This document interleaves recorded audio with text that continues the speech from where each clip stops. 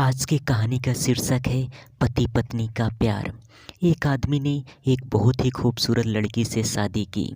शादी के बाद दोनों की ज़िंदगी बहुत प्यार से गुजर रही थी।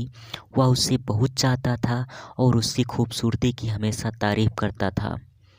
लेकिन कुछ महीनों के बाद लड़की चर्म रोग से ग्रसित हो गई और वह धीरे धीरे उसकी खूबसूरती जाने लगी।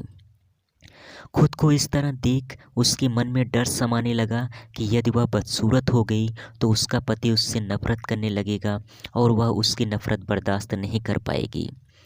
इसी बीच एक दिन पति को किसी काम से शहर से बाहर जाना पड़ा। काम खत्म करके जब वह घर लौट रहा था उसका एक्सीडेंट हो गया। एक्सीडेंट में उसने अपनी दोनों आंखें खो दी, लेकिन इसके बावजूद भी उन दोनों की ज़िंदगी सामान्य तरीके से आगे बढ़ती रही। समय गुजरता रहा और अपने चर्म रोग के कारण लड़की ने अपनी खूबसूरती पूरी तरीके से गंवा दी। वह बदसूरत हो गई, लेकिन अंधे पति को इसके बारे में कुछ भी पता नहीं था। इसलिए इसका उनके खुशहाल विवाहित जीवन पर कोई प्रभाव नहीं पड़ा।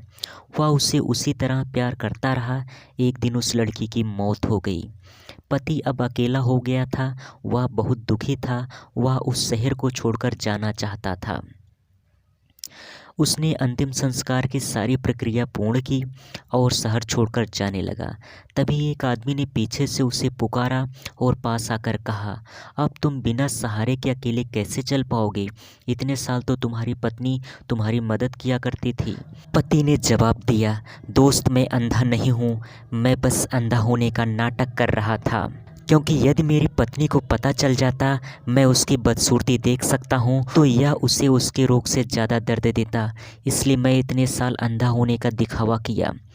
वह बहुत अच्छी पत्नी थी, मैं बस उसे खुश रखना चाहता था।